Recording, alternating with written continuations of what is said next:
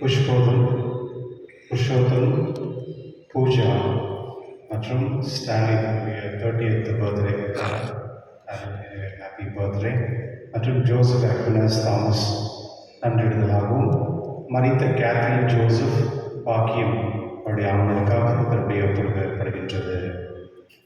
தந்தை மகன் பெயராலே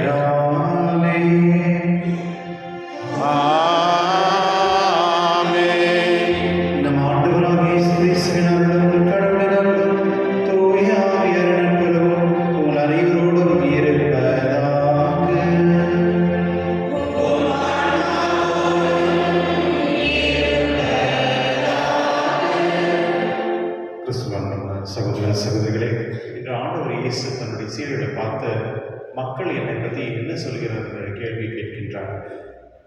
இந்த கேள்வி எல்லாருடைய வாழ்க்கையிலும் இந்த கேள்வி நம்ம கேட்க வேண்டிய ஒரு கேள்வி தான். என்னை பற்றி மற்றவங்க யார் என்ன சொல்கிறாங்க அப்படின்னு சில பேருக்கு அந்த க்யூரியாசிட்டி இருக்கும். ஆனால் ஆண்டவர் கேட்ட கேள்வி வேற. இன்று ஒருவேளை நம்மளை மற்றவங்க என்ன சொல்கிறாங்க அப்படின்றது நம்மளுக்கு அந்த தெளிவான ஒரு புரிதலும் நம்மளுக்கு தேவைப்படுது. இன்று ஆண்டவர் இயேசு உண்மையான கடவுள் என்ற ஒரு அறிக்கை அப்போஸ்தலர்கள் சீமோன் சொல்கின்றார், நீரே உண்மையான கடவுள். இந்த உண்மையான கடவுள் என்ற புரிதல் அது சாதாரணமான ஒரு மனித தன்மையில் நம்மளுக்கு வராது.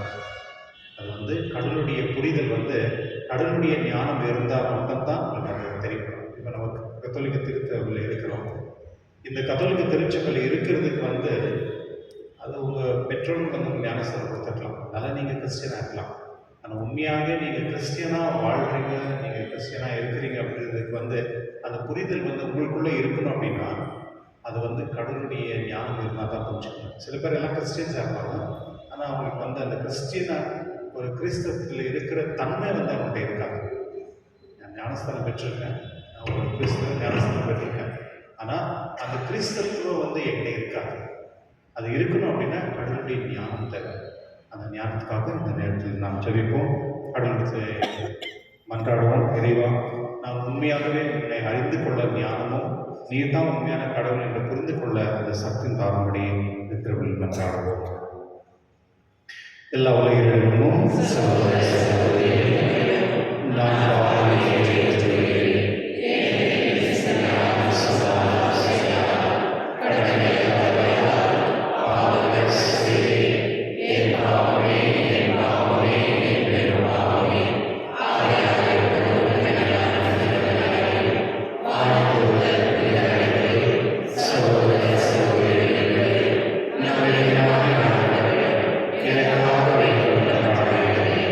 எல்லா உலகிலும் நம்ம இதை வைத்து நம்ம பாவங்களை மன்னித்து நம்ம நிலை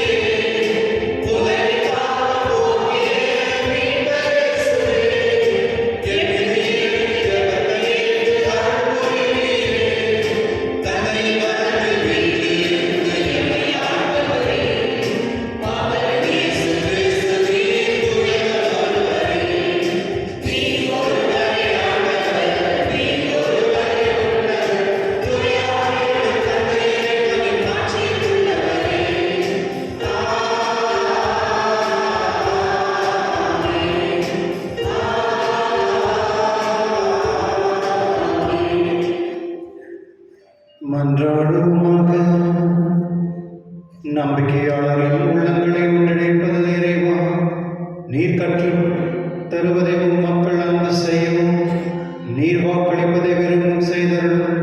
அதனால் மாறி வரும் இவ்வுலக சூழ்நிலைகள் இதயங்களை உண்மையான பேரின்ப உலகின் மீது என்றும் நாட்டுக்கொள்ள செய்வீராக. உம்முடைய தூயாவின் ஒன்றிப்பில் இறைவனாய் நின்று வாழ்ந்து ஆட்சி செய்திகள் ஆண்டவரும் உம் திருமகனாகிய இயேசு கிறிஸ்து வழியாக உம்மை மன்றாடுகின்றோம். ஆமென்.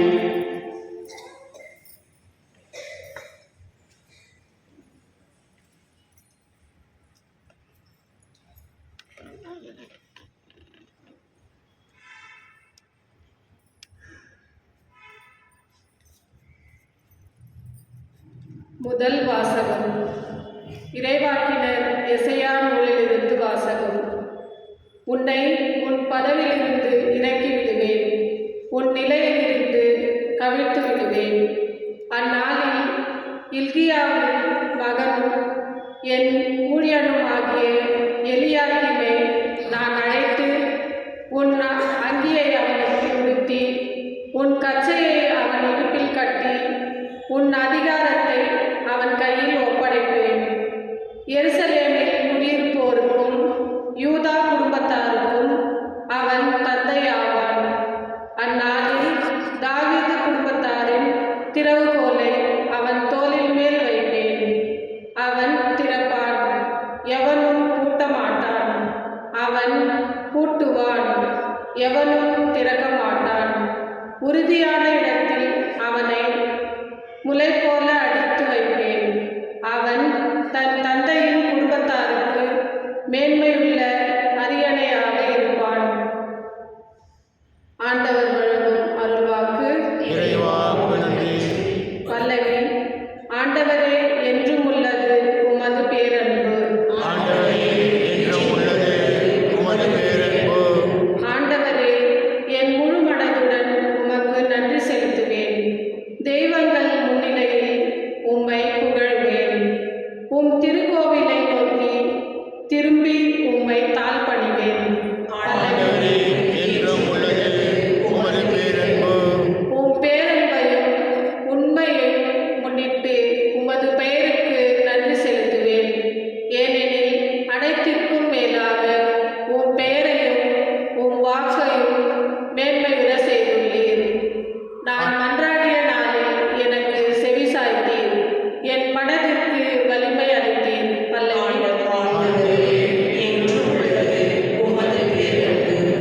ஆண்டவரே, நீர் உன்னதத்தில் உறைந்தவர், எனினும் நலிந்தோரை கண்ணோக்குகின்றீர். ஆனால் செருக்குற்றோரை தொலையில் இருந்தே அறிந்து கொள்கின்றீர். ஆண்டவரே, என்றும் உள்ளது உமது பேரன்பு. உம் கைவினை பொருட்களை கைவிடாதேயும்.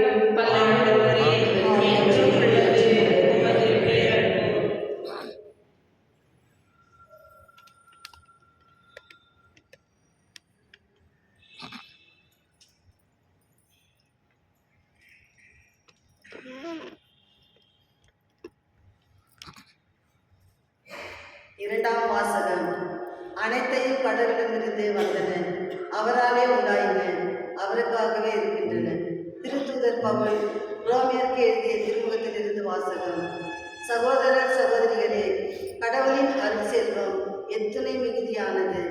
அவருடைய ஞானமும் அறிவும் எத்தனை ஆழமானவை! அவருடைய தீர்ப்புகள் அறிவுக்கு எட்டாதவை. அவருடைய செயல்முறைகள் ஆராய்ச்சிக்கு அப்பாற்பட்டவை. ஏனெனில் ஆண்டவரின் மனத்தை அறிபவர் யார்? அவருக்கு அறிவுள்ளராக இருப்பவர் யார்? தமக்கு கைமாறாக ஏதாவது கிடைக்கும் என முன்னதாகவே அவரிடம் கொடுத்து வைத்தவர் யார்? அனைத்தையும் அவரிடமிருந்தே வந்தன, அவராலே உண்டாயின, அவருக்காகவே இருக்கின்றன. அவருக்கே என்றென்றும் ஆட்சி குறித்தாகுக. ஆமென். ஆண்டவர் வழங்கும் அருள்வாக்கு. இறைவா நன்றி.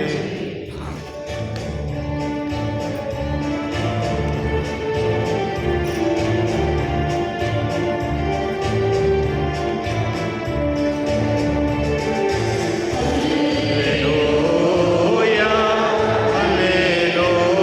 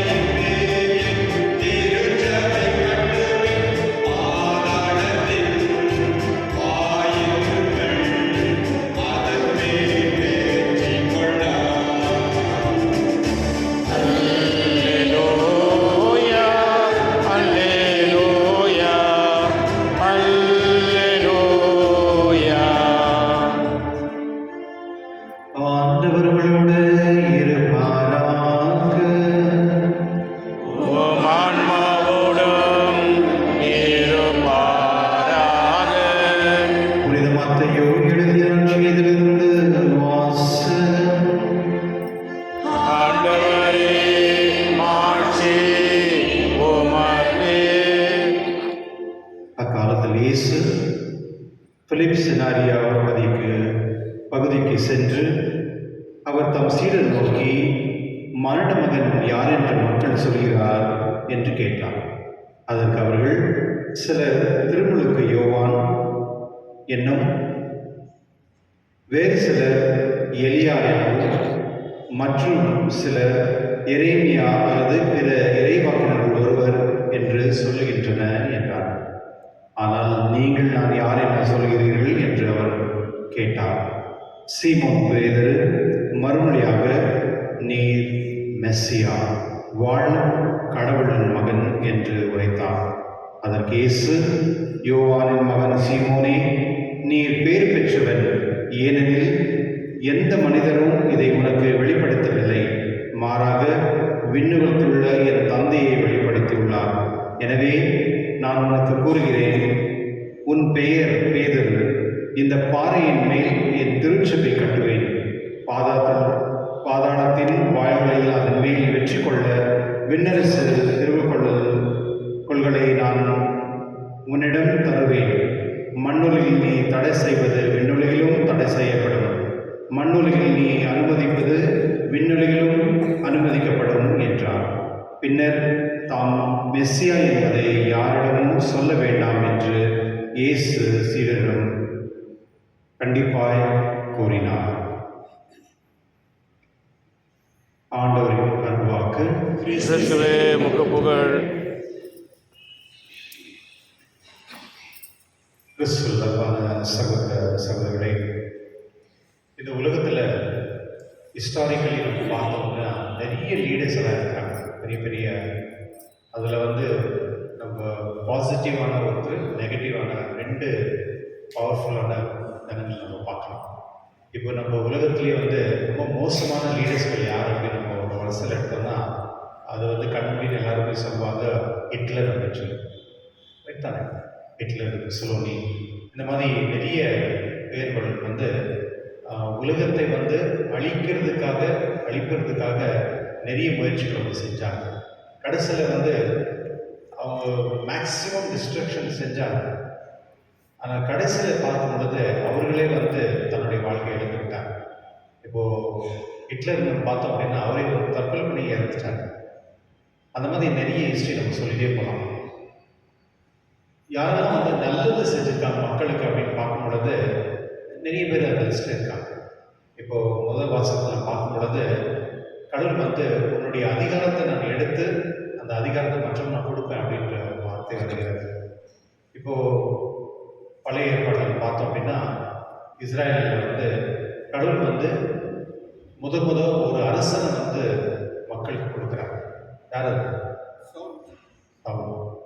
சவுல் தான் கடவுள் அவரை இஸ்ராயல் மக்களை ஒரு அரசனாக. ஆனால் அதுக்கு முன்னே கடவுள் தான் அரசராக இருந்தாங்க. ஆனால் மக்கள் கடவுள் அரசராக இருக்கிறது விருப்பப்படலை. அவர்களுக்கு மனிதர் ஒரு அரசனாக இருக்கணும்னு விருப்பப்படுறதுனால கடவுள் அதை ஏற்றுட்டு அவர் ஹம்பல் இம்செல்ஃப் அப்படின்னு சொல்லுவாங்க. அவர் தண்ணியே தாழ்ச்சி அந்த அந்த பதவியை அதை சாதாரண ஒரு மனிதன் கொடுக்குறாரு. ஆனால் கடைசியில் அந்த மனிதர் கடவுளுக்கும் மனிதருக்கும் விசுவாசம் இல்லாதனால அந்த பவரில் அவர் எடுத்துறாரு. கடைசியில் அந்த அதிகாரத்தை தாவீது அரசு கொடுக்குறாரு. என்னுடைய 2ஆம் மாதத்தில் பார்க்கும் பொழுது பாவம் சொல்கிறாரு, உலகத்தை படைக்கப்பட்ட அனைத்துமே அவருக்காக தான். யார் அது? அவர்னா ஆண்டவர் இயேசு. ஆனால் படைத்தவரும் அவரே தான். படைக்கப்பட்டதும் அவருக்காக தான், ஆனால் படைத்தவரும் அவர் தான். அவருக்கு தான் எல்லாமே சேரும் அப்படின்னு சொல்கிறார். அப்போது இந்த உலகம் முழுவதுமே படைக்கப்பட்டது அவருக்காக தான். ஆண்டவர் இயேசு தான். அவர் தான் படைத்தவர். அதனால தான் பிதாசுதன் பரிசுத்தார் அவருக்குள்ள எந்த ஒரே கடவுள் தான். அனைத்தும் படைத்தவர் அவரே. என்னுடைய நற்செய்தியில் நாம் பார்க்கும் பொழுது ஆண்டவர் இயேசு மக்களை கேட்கின்றார். அந்த அப்போஸ்தலர்கள் மக்களை என்ன சொல்றாங்க? அதாவது அவர் பெருமை பண்ணிக்கணும், எனக்கு வந்து என்ன சொல்றது பெருமை கிடைக்கணுன்றதுக்காக என் மக்கள் என்ன சொல்கிறாங்க, அது இல்லை. புரிதல் என்ன அப்படின்னு கேட்குறாங்க. மக்களுடைய புரிதல் என்ன அப்படின்னு. அப்போது 3 விஷயங்கள் சொல்கிறார். சிலர் திருமுழுக்கு யோவான், வேறு சிலர் எலியா, மற்ற சிலர் எரேமியா. இந்த 3 இறைவாக்கினர்கள் வந்து யார் அப்படின்னு பார்த்தோம்னா, நம்மளுக்கு எல்லாம் தெரியும். திருமுழுக்கு யோவான் அவர் வந்து எப்போதுமே உண்மையாக நியாயமாக இருந்தவர். உண்மைதான் பேசினார், நியாயத்தை பேசினார். அது யார்கிட்ட பேசினார்னா, அரசரே தவறு செஞ்சாலும் அவரை கேள்வி கேட்டார், நீ செஞ்சது தவறு அப்படின்னு சொன்னார். கரெக்ட் தானே? அதுக்காக அரசு என்ன பண்ணுறாரு, அவரை கொண்டு போய் கொலை பண்ணுறாரு. ஆனால் இருந்தாலும் தவறு நீ செஞ்சது அப்படின்னு சொல்லி காட்டுறாரு. எப்படி அவர் தவறுன்னு சொல்றாருன்னா, உண்மையை பேசி நியாயம் கேட்கின்றார். அதுதான் திருமுழுக்கு யோவான். மற்றும் எலியா ஒரு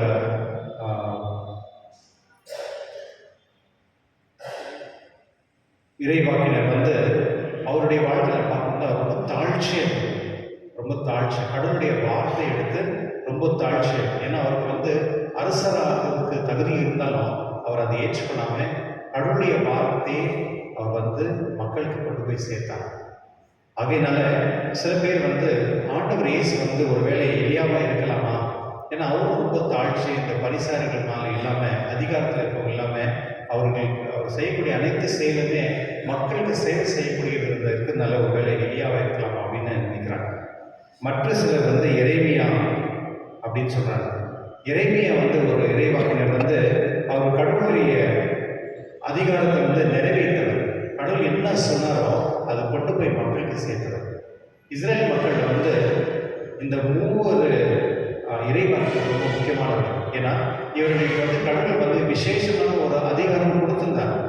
ஆனால் அந்த அதிகாரத்தில் அவங்க வந்து அதை பயன்படுத்தாமல் அவர் கடவுளுக்கு செய்யக்கூடிய செயலுக்காகவே அந்த அதிகாரத்தை பயன்படுத்தினார். இப்போது திருமுழுக்கு யோவானை வந்து கேட்குறாங்க, நீ இறைவனா, இறைமகன் இயேசுவா, வர வேண்டிய நீதானா அப்படின்னு கேட்கும் பொழுது அவர் ஆமான்னு சொல்லியிருக்கலாம், பெருமையாக சொல்லியிருக்கலாம். இல்லை அந்த அதிகாரத்தை அவர் ஒரு சொல்லி அந்த மக்கள்கிட்ட வந்து பாராட்டு வாங்கியிருக்கலாம், இல்லை அதிகாரத்தில் அவர் யூட்டிலைஸ் பண்ணியிருக்கலாம். ஆனால் அவர் அங்கே வந்து அவர் கீழ்ப்பணிந்து கடவுளுக்கு செய்ய வேண்டிய அதிகாரத்தை கடவுள் கொடுக்குறார். தண்ணியை அவர் தான் கொடுக்கிறார். கிருஷ்ணனுடைய என்னுடைய நற்செய்தி வந்து நமக்கு 3 விஷயங்கள் நமக்கு தெளிவாக சொல்கிறது. சில நேரத்தில் வந்து நம்ம வந்து மற்றவங்களுடைய அதிகாரத்தை நம்ம எடுத்துக்கிறது விருப்பப்படுறோம், மற்றவங்க பேரை வந்து எடுத்துக்கிறது விருப்பப்படுறோம், மற்றவங்களுடைய பொருட்களை வந்து எடுக்கிறதுக்கு நம்ம விருப்பப்படுறோம். வீட்டில் கூட பாருங்கள், யாருன்னா ஒருத்தருக்கு வந்து ப்ராப்பர்ட்டிஸ் இருந்துச்சுன்னா அந்த ப்ராப்பர்ட்டியை வந்து மற்றவங்களுக்கு ஆனால் எனக்கு தான் வேணும் அப்படின்னு சொல்லி குடுக்கி கொள்ளக்கூடிய சில பேர் இருக்காங்க. அப்போது சில நேரத்தில் வந்து மற்றவனுடைய பெருமையோ பொருளை வந்து வாங்கி நம்ம வச்சுக்கிறதுக்கு நம்ம விருப்பப்படுறோம். இந்த இறைவாக்கினர்கள் பார்த்தோம்னா அவர் யாருமே வந்து கடவுளுடைய விஷயத்தில் வந்து அவங்க யாருமே கடவுளுடைய பொருளை அவங்க எடுத்துக்கல. அது கடவுளுக்கு சேர வேண்டிய விஷயத்தை கடவுள் தான் கொடுத்தாங்க.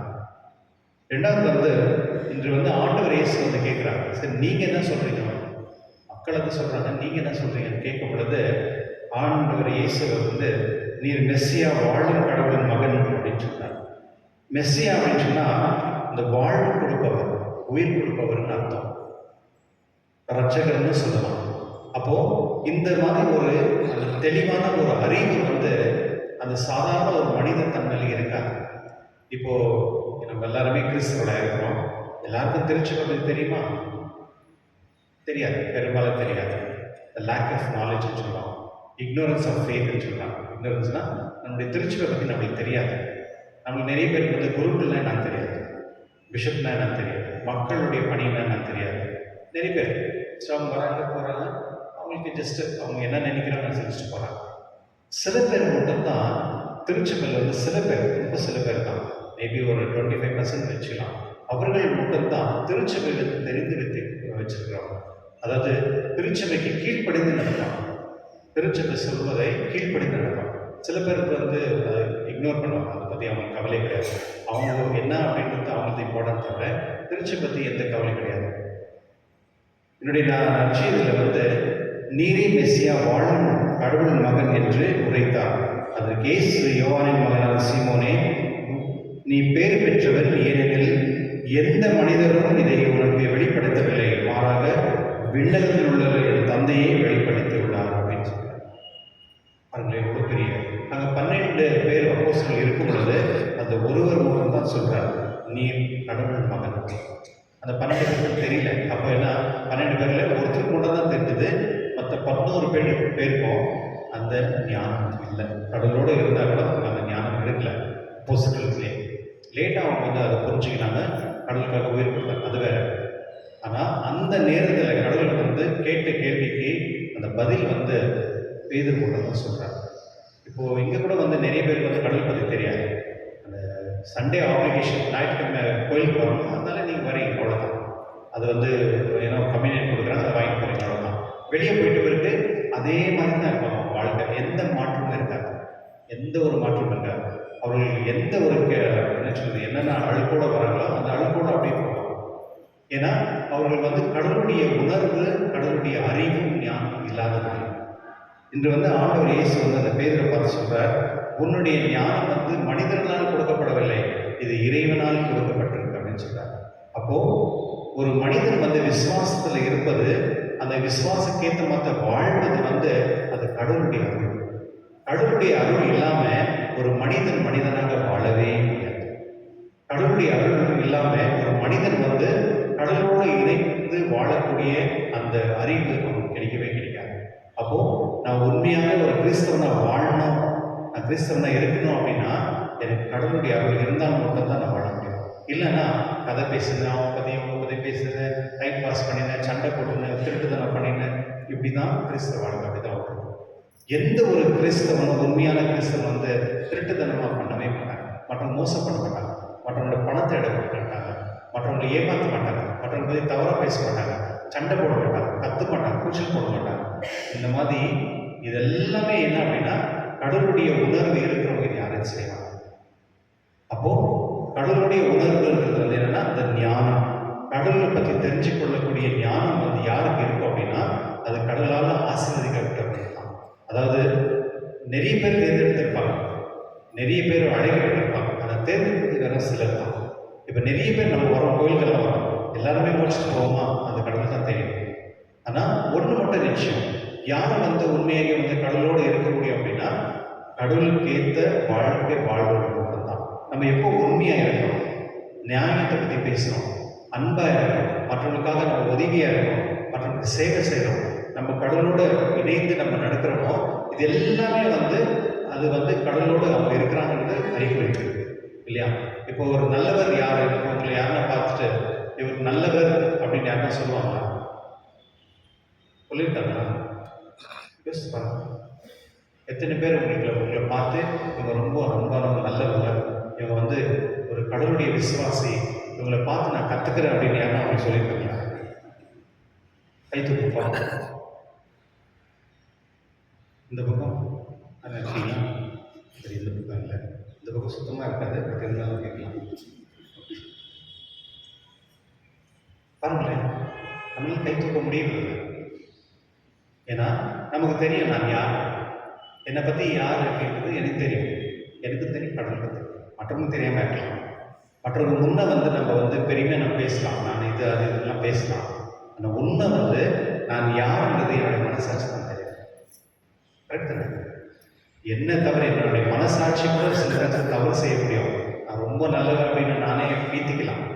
ஆனால் கடவுள் தெரியல நான் யார் அப்படின்னு. இதுதான் என்னுடைய லட்சியம். கிறிஸ்தவர்களே, கடவுள் வந்து நமக்கு இந்த வாழ்க்கை கொடுத்துருக்குறது எதுக்கு அப்படின்னா நம்ம எப்பொழுதுமே கடவுளுடைய பிள்ளைகளாக இருக்கிறதுக்காக, நம்ம எப்போதுமே கடவுளுடைய மக்களாக இருக்கிறதுக்காக.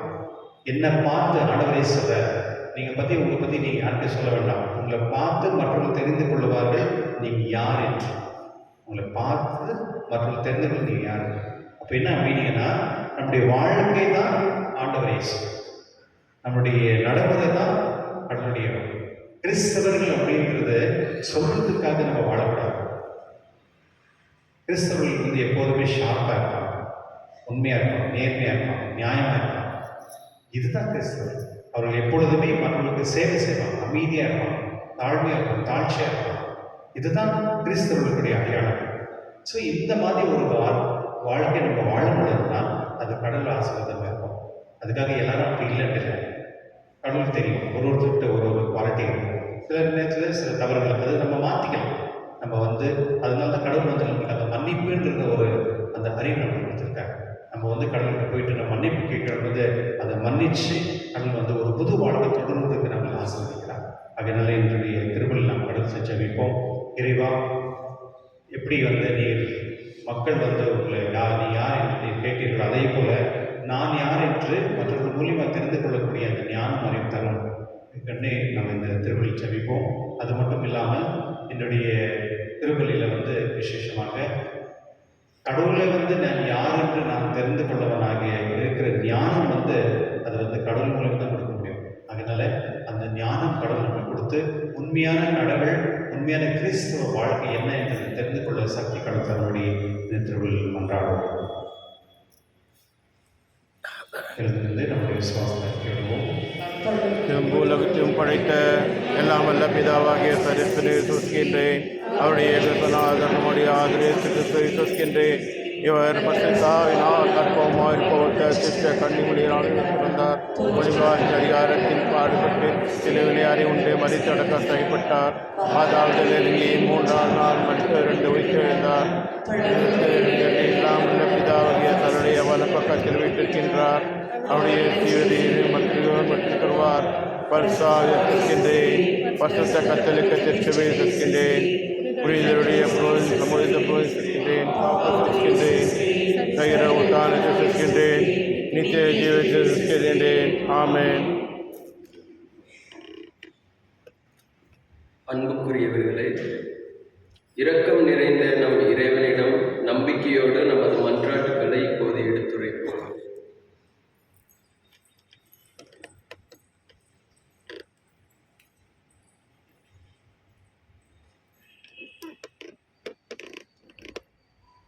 உங்கள் பதில். ஆண்டவரே, எங்கள் மன்றாட்டை கேட்டருளும். ஆண்டவரே, எங்கள் மன்றாட்டை கேட்டருளும். அன்பு தந்தையே இறைவா, உம் இறைப்பணியில் தம்மையே இணைத்துக் கொண்ட என் திருத்தந்தை லியோ, எமது பேராயர், ஆயர்கள், அருட்பணியாளர்கள், இருபால் துறவியர் மற்றும் இறைமக்கள் உம் விண்ணக கொடைகளை பெற்றவர்களாக இறைப்பணியை சிறப்புடன் நிறைவேற்ற தேவையான அருளை நிறைவாக பொழிந்திட வேண்டும் என்று தேவனே உம்மை மன்றாடுகிறோம். ஆண்டவரே, எங்கள் மன்றாட்டை கேட்டருளும். நம்பிக்கை நாயகனே இறைவா, எங்கள் குடும்பங்கள் அனைத்தும் உண்மையை மையமாக கொண்டு உண்மையில் முழு நம்பிக்கை வைத்து எங்கள் வாழ்க்கையை உமக்கு உகந்ததாக வாழவும் பிறர் அன்பில் சிறந்து விளங்கவும் நிலை வாழ்வை பெற்றிட தேவையான அறிவுரைகளை அருளுமாறு ஆண்டவரே உம்மை மன்றாடுகிறோம். ஆண்டவரே, எங்கள் மன்றாட்டை கேட்டருளும். மனதிற்கு வலிமை தருவதான இறைவா, துன்பங்களும் துயரங்களும் நோய்களும் சவால்களும் எம்மை தாக்குகின்ற போது நாம் நிலை குலைந்து போகாமல் உமது அருட்தன்மையில் இன்றும் நம்பிக்கை கொண்டு வலிமையோடு செயல்பட எமக்கு சக்தி அருள வேண்டும் என்று இறைவா உம்மை மன்றாடுகிறோம். ஆண்டவரே, எங்கள் மன்றாட்டை கேட்டருளும். பல்வேறு துன்பங்களாலும் கவலைகளாலும் வாடும் மக்களை உம் கரங்களில் ஒப்படைக்கின்றோம். அவர்கள் நீரே ஆறுதலும் தேறுதலும் தந்து வழிநடத்த வேண்டும் என்று இறைவா உம்மை மன்றாடுகிறோம். ஆண்டவரே, எங்கள் மன்றாட்டை கேட்டருளும். நமக்கு தேவையான கவனங்களுக்காக நம்ம ஜெபிப்போம்.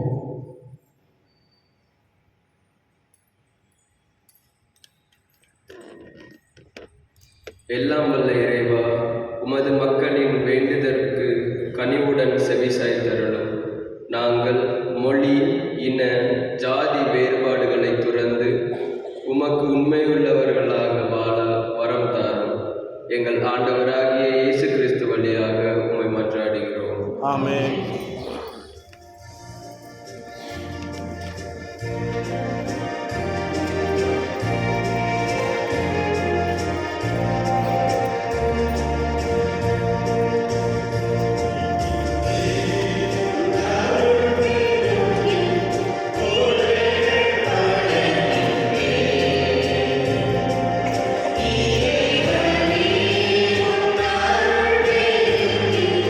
He will be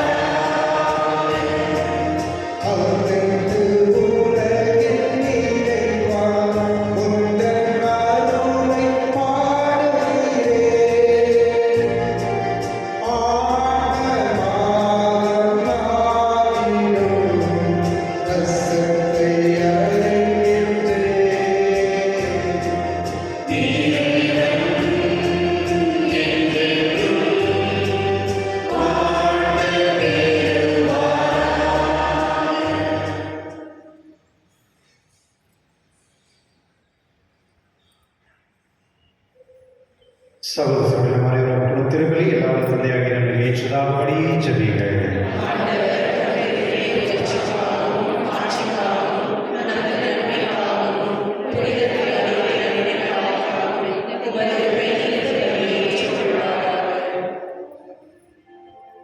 ஆண்டவரே, ஒரே முறை உமக்கு கொடுக்கப்பட்ட ஒரே பலியினால் உமக்கென்ன மக்களை சொந்தமாக்கி கொண்டீரே. உமது திரு அவையின் ஒற்றுமை அமைதி ஆகிய கொடைகளை எங்களுக்கு அருள்வீராக. எங்கள் ஆண்டவராக கிறிஸ்துவின் உம்மை மன்றாடுகின்றோம். ஆண்டவர் உங்களோடு இருப்பாராக.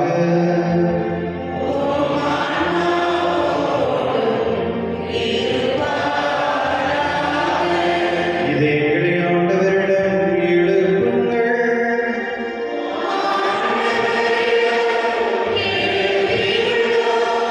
நம் இறைவனாகிய ஆண்டவருக்கு நன்றி கூறுவோம்.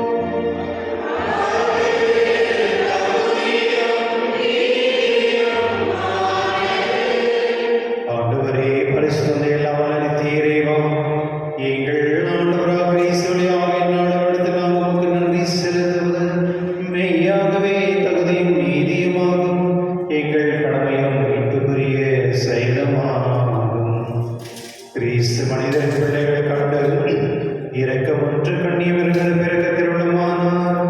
சிலுவையில் பாடுபட்டு எங்களை நித்திய சாவிலிருந்து விடுவித்தார். இருந்தோரிலிருந்து தெளிந்து நித்திய வாழ்வை எங்களுக்கு அளித்தார்.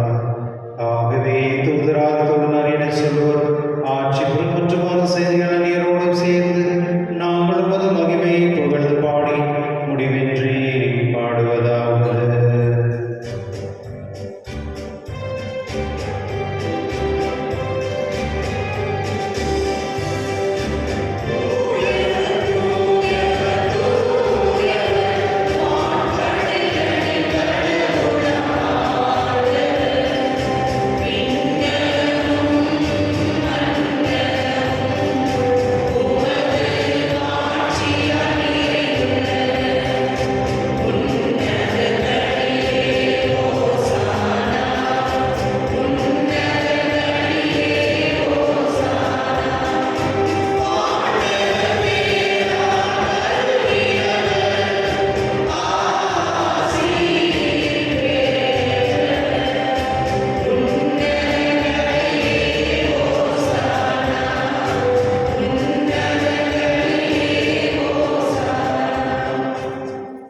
ஆண்டவரே, நேர்மையாகவே தூய்மைக்கும் ஊற்று ஆகவே உடைய ஆவை பொழுதை காணிகளை தூய்மைப்படுத்த உண்மை வேண்டுகின்றோம். இவ்வாறு எங்கள் ஆண்டவர் இயேசு கிறிஸ்துவின் உடலும் ரத்தமாக விளக்கவே மாறுவனவாக. அவர் பாடுபட உள்ளம் கடிந்து தம்மை கையளித்த போது அப்பத்தை எடுத்து நன்றி செலுத்தியதை விட்டு தம் சீரல் கழித்து கூறியதாவது: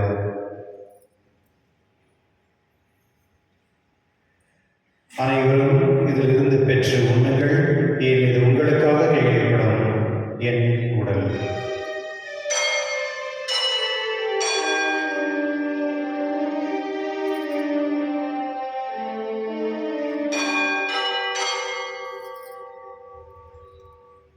அவனுமே இருவிருந்து அருந்திய பின் கிண்ணத்தையும் எடுத்து மீண்டும் உமக்கு நன்றி கூறி நம் சீரில் கழித்தவர் கூறியதாவது: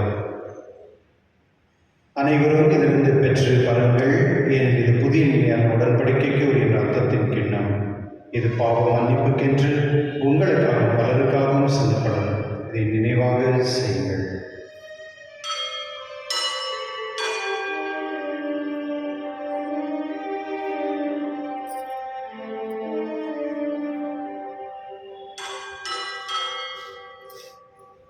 நம்பிக்கை மறைபொருள்.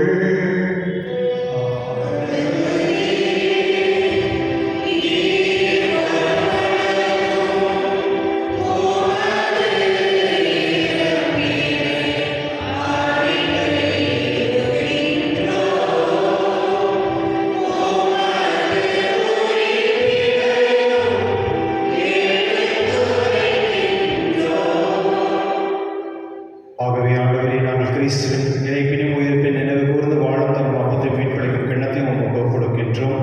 உம் திருமணம் என்று உங்கள் ஊழியம் புரிந்த அதனுடன் நீங்கள் ஏற்றுக்கொண்டீர். எனவே உமக்கு நன்றி செலுத்துகின்றோம். மேலும் கொண்டு சேர்க்க வேண்டும் நம்மை தாழ்மையுடன் மன்றாடுகின்றோம். ஆண்டவரை உலகெங்கும் பரவிருக்கும் உமது திருவை நினைவு கூர்ந்தருளும். எங்கள் திருத்தந்தை லியோ, எங்களாய பீட்டர், எல்லா திருநிலையராகிய அனைவரோடும் உமது திருவில் அன்பினை பெற செய்துள்ளோம். மேலும் உயிர்த்தலும் எதிர்நோக்கும் துயில் கொள்ளும் எங்கள் சகோதர சகோதரியும் இறந்தோர் அனைவரும் இரக்கத்துடன் நினைவு கூர்ந்து உமது திருமொழியில் ஏற்றிடும். எங்கள் அனைவர் மீதும் இரக்கமாயிரம்.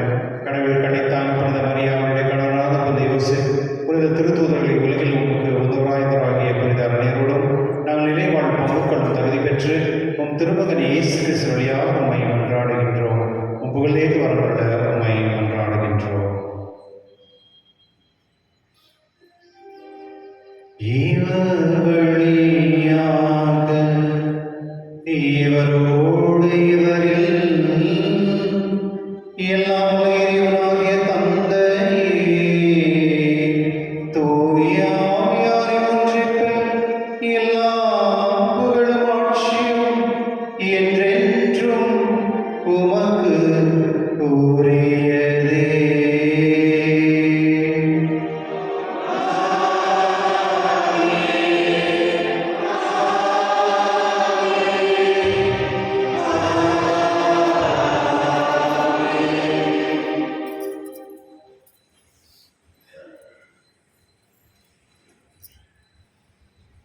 கிறிஸ்துவர்களே, கடவுள் நம் அனைவரையுமே தேர்ந்தெடுத்திருக்கிறார்.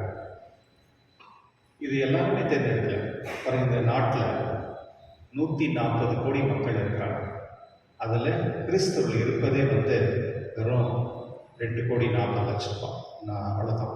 அதில் கத்தோலிக்க திருச்சபையில் இருக்கிறவங்க 1.5 கோடி தான். பாருங்களேன், இந்த நாட்டில் இவ்வளோ பேர் இருந்து கடவுள் நம்மளுக்கு அந்த அழைப்பு கொடுத்துருக்காரு. நம்மளுக்கு கிடைத்த அந்த அழைப்பில் நம்ம எத்தனை பேர் குவாலிஃபைடாக நம்முடைய வாழ்க்கை ஒரு மாடலாக, ஒரு சொல்கிறது எக்ஸாம்பிளரியாக அப்படி இருக்கா அப்படின்றது ரொம்ப முக்கியமான ஒரு கேள்வி தான். நம்ம கிறிஸ்டியனாக வருது, கோயிலுக்கு வரோம், பூசிக்கணும், கம்யூனியன் வாங்கிட்டு போகிறோம், அதில் ஒன்றும் பிரயோஜனம் கிடையாது. அது வீண் தான். அதுக்கு நம்ம வராமே இருக்கலாம். ஆனால் ஒரு முறை நம்ம இந்த திருவள்ளிக்கு வந்த பிறகு அந்த கடவுளுடைய மாற்றம் நம்மளுக்கு கொடுத்த பிறகு அந்த மாற்றத்தோடு நம்ம வாழணும். அந்த மாற்றம் தான் அந்த இறை ஆசீர்வாதம். அதனால இந்த நேரத்தில் கடவுள் நாம் ஜெபிப்போம். இறைவா, என்னுடைய இதயம் எப்பொழுதுமே உனக்கு சார்ந்த ஒரு தன்மையோடு வாழக்கூடிய அந்த சக்தியின் தாழ்மொழி இந்த நேரத்தில் ஜெபிப்போம். விண்ணுலகில் இருக்கிற எங்கள் தந்தையே,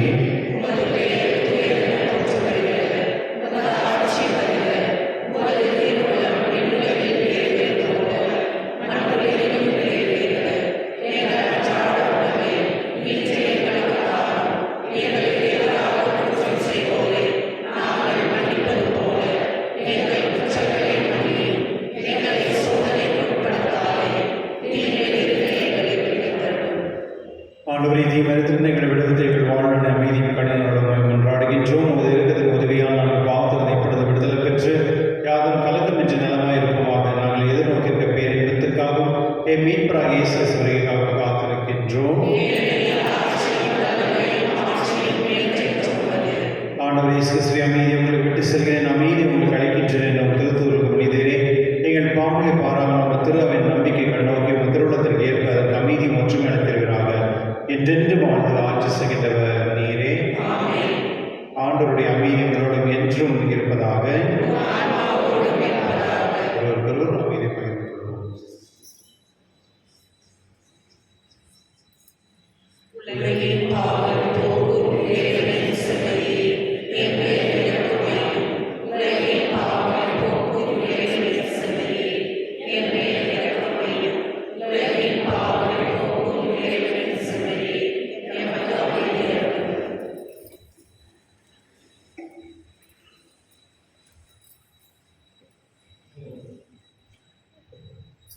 இதோ இறைவனின் செம்மறி, உலகின் பாவங்களை போக்குபவர், செம்மறி விருதுக்கு அழைக்க பெற்றோர், பெயர் பெற்றோர்.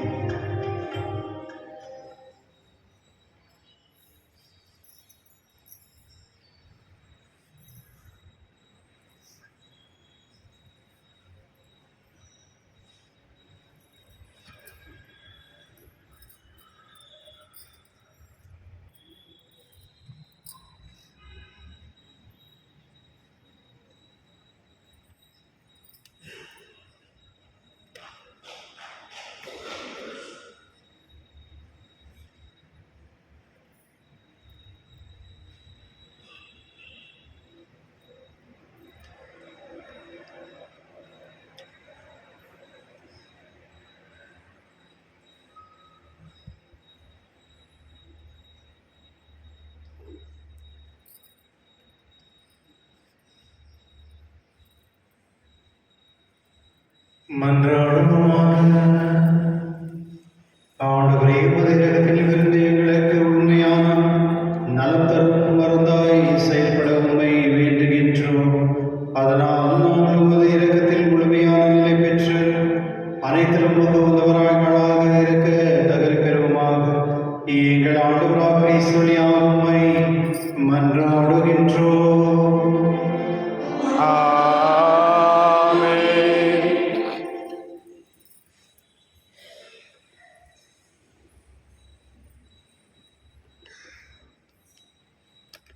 இன்று சாதனை காலத்தின் 21ஆம் ஞாயிறு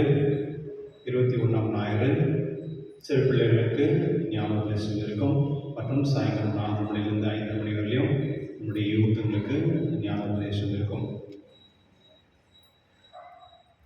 இந்த வாரத்தில் செயின்ட் பர்த்தலோமியோ அவருடைய அப்போஸ்தலருடைய விழா 24ஆம் தேதி மற்றும் the feast of passion of John the Baptist திருமுழுக்கு அவர்களுடைய விழா 29ஆம் தேதி மற்றும் சென்ட் மோனிகா அவருடைய 27ஆம் தேதி மற்றும் சென்ட் அகஸ்டின் அவருடைய போகிறது. 28ஆம் தேதி திருவிழா.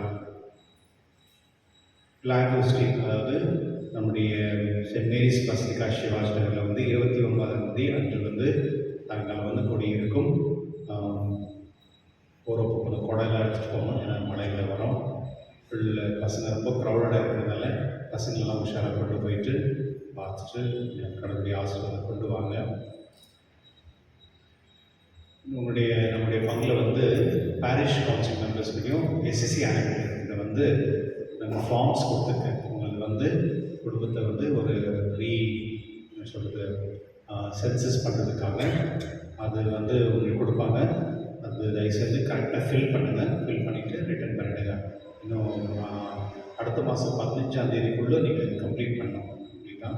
அதனால யாரெல்லாம் வந்து பாரிஷ் கவுன்சில் மெம்பர்ஸ்க்காக எஸ்சி அட்மிட்டட் வந்து ஆஃபீஸில் வந்து கொண்டு போயிட்டு அது மக்கள்கிட்ட கொடுத்து அதை ஃபில் பண்ணி கொண்டு வாங்க.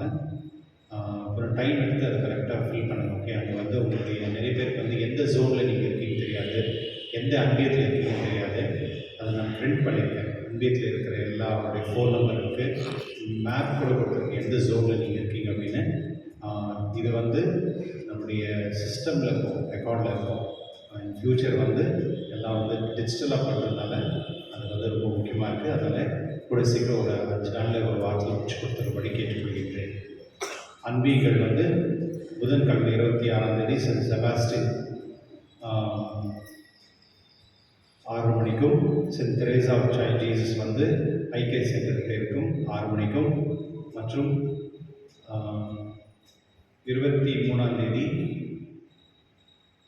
அதாவது இன்னைக்கு சாயங்காலம் 4 மணிக்கு வந்து Saint Jude Lady of Fatima corporation ஹாஸ்பிட்டலில் இருக்கிற 6 மணிக்கும், மதர் தெரேசா ருத்ரப்பா கார்டன் வந்து 6 மணிக்கு இருக்கும். அடுத்த ஞாயிற்றுக்கிழமை 6ஆம் தேதி அன்று வந்து அடுத்த மாதம் 6ஆம் தேதி செப்டம்பர் 6ஆம் தேதி வந்து சிறு பிள்ளைகளுக்கு வந்து கேடிசம் இருக்காது. ஏன்னா நிறைய பேர் வந்து சென்ட் மேரிஸ் பசிலிக்கா போகிறது விருப்பப்படுவாங்க. ஞாயிற்றுக்கிழமை அன்று வந்து பசங்களுக்கும் ஞான தேசியம் இருக்காது மற்றும் யூத்துங்களுக்கும் இருக்காது. ஒரு வாரம் காணிக்கை மொத்தம் 48,500 ரூபாய். அனைவருக்கும் நன்றி.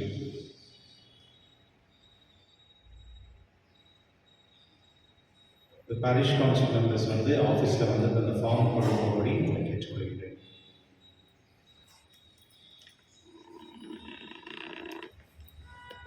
எழுந்திருப்போம். ஆண்டவர்களோடு இருப்பாராக. ஆன்மாவோடும் இருப்பாராக. எல்லாம் வல்ல இறைவன் தந்தை, மகன், தூய